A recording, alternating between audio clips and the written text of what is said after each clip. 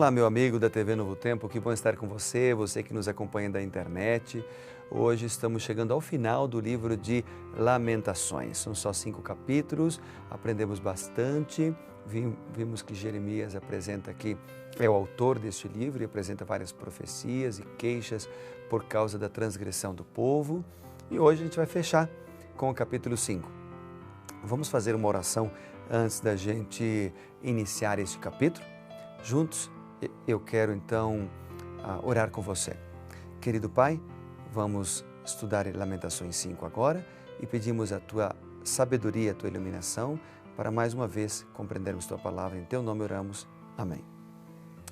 Só lembrando, antes da gente ler, conversar um pouquinho sobre o capítulo 5, só lembrando que esse programa, o Revivados por Sua Palavra, como eu já mencionei outras vezes, ele não substitui o momento teu a sós com Deus.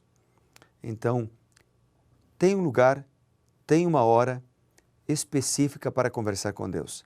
Seguramente, Deus vai falar com você também através da Bíblia e talvez com outros versículos do capítulo do dia. Vai falar profundamente o seu coração. Bom, hoje nós estamos terminando Lamentações 5 e aqui aparece uma queixa de Sião em forma de oração. Este último capítulo, também conhecido como poema, né, do livro de Lamentações, é uma oração pela restauração do povo. Ele retrata as condições de Judá do seu povo no período depois da queda de Jerusalém. Esse capítulo ele contrasta com os poemas e lamentações de várias formas. Primeiro, ele não é um acróstico. Apesar de ter 22 versículos, a mesma quantidade de letras do alfabeto hebraico, mas ele não é um acróstico. Ele não foi escrito na característica métrica do lamento hebraico. Esse capítulo, apesar disso, ele possui qualidades poéticas notáveis. Cada versículo consiste em 2 partes paralelas. A repetição é um artifício conhecido na poesia hebraica e aqui ele aparece. Bem, vamos dar uma olhada então em Lamentações 5. Diz o capítulo: Lembra-te, Senhor, do que nos tem sucedido. Considere e olha para o nosso opróbrio. A nossa herança passou a estranhos e as nossas casas a estrangeiros. Somos órfãos, já não temos pai. Nossas mães são como viúvas. A nossa água por dinheiro a bebemos. O preço vem a nossa lenha. Os nossos perseguidores estão sobre o nosso pescoço. Estamos exaustos, não temos descanso. Submetemo-nos aos egípcios, aos assírios, para que nos fartarem de pão. Nossos pais pecaram e já não existe. Nós é que levamos o castigo das suas iniquidades. Escravos dominam sobre nós, ninguém há que nos livre das suas mãos. Quanto clamor de Jeremias nesse capítulo. Ele continua dizendo: com perigo de nossa vida providenciamos nosso pão por causa da espada do deserto. Nossa pele se esbraseia como um forno por causa do ardor da fome. Forçaram as mulheres em Sião, as virgens nas cidades de Judá.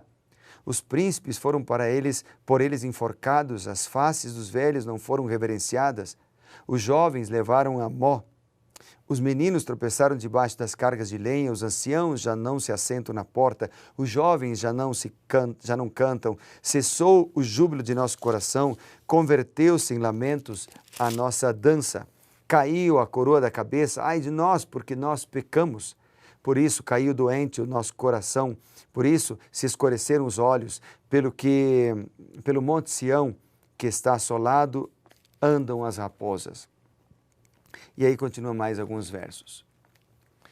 Bem, o verso 15, que é um dos destaques que eu dei aqui para o capítulo, ele diz o seguinte, repetindo: cessou o júbilo do nosso coração, converteu-se em lamentações a nossa dança.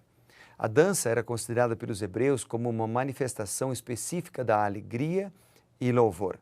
Há vários textos na Bíblia, Salmo 30, Salmo 149:3, Salmo 154, Jeremias 31, 4 e 13. Né? Há vários capítulos na Bíblia e versículos que falam do assunto. O resultado do pecado, ele é sempre trágico. Não vale a pena pecar. O apelo que nós podemos ver Deus falando para nós nesse capítulo é: seja fiel. O verso 16 ainda diz assim: caiu a coroa da nossa cabeça, ai de nós, porque pecamos. Reconhecer o seu estado pecaminoso é a receita para nós vivermos bem e felizes. O pecado pode parecer aprazível no início, pode até ser bom, mas no fim ele nos leva à morte, tristeza, frustração, decepção, desespero. Ellen White escreveu que, como resultado do pecado, sobrevém à nossa vida sofrimentos e perturbações. Portanto, nós não precisamos e não devemos nos afastar de Deus. Os versos 17 e 20 diz que o pecado oprime, que ele destrói a esperança. O verso 21 menciona... vamos ler o verso 21, diz assim: converte-nos a ti, Senhor, e seremos convertidos. Renova os nossos dias como antes. Renova os nossos dias como antes. Nesse versículo, enfatiza-se que só Deus pode restaurar o pecador, o perdido, ao favor divino. Só Ele, querido, pode conceder graça. Só Ele pode transformar. Só Ele pode conceder a graça que torna possível a um pecador se arrepender. E só Ele pode receber esse pecador para Ele. Vamos nos arrepender de nossos pecados? Deus é poderoso. Ele perdoa os pecados, Ele transforma a nossa vida, Ele conduz a cada um de nós nos seus caminhos, Ele perdoa os nossos pecados. Por isso, vem o apelo do verso 21. Converte-nos a Ti, Senhor, e seremos convertidos. Converte-nos. Diz mais: por que te enfurecerias sobremaneira contra nós outros? Converte-se, converta-se. Deus cuida dos seus filhos. E quando nós confessamos nossos pecados a Ele, Ele cuida de nós. Ele transforma a nossa vida e Ele nos capacita a sermos melhores filhos. Então, esse livro de Lamentações, poderíamos dizer que termina de forma gloriosa. Ele passa todas as páginas mostrando juízos, mostrando lamentações, mostrando problemas entre o povo de Deus, a consequência de uma vida que se afastou do Senhor, mas ele termina com esperança. Ele termina de forma positiva. Digamos, ele termina para cima. Né? Converte-nos a Ti, Senhor, e seremos convertidos. Isso me lembra do livro de Atos. O livro de Atos, capítulo 3, diz assim, vamos dar uma lida juntos aqui. Atos, capítulo 3 e o verso 19. Arrependei-vos, pois, e convertei-vos, para serem cancelados os vossos pecados. Aqui é um apelo de Deus para nós.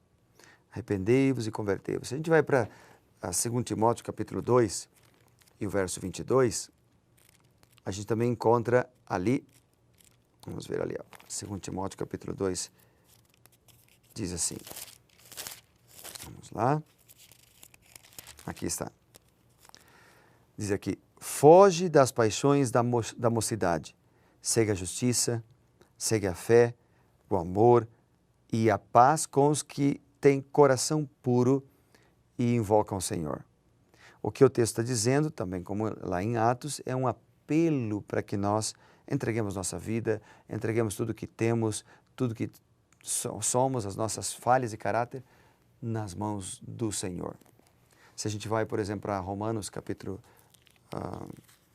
2, Romanos capítulo 2, a gente vai ler o seguinte, no verso 24.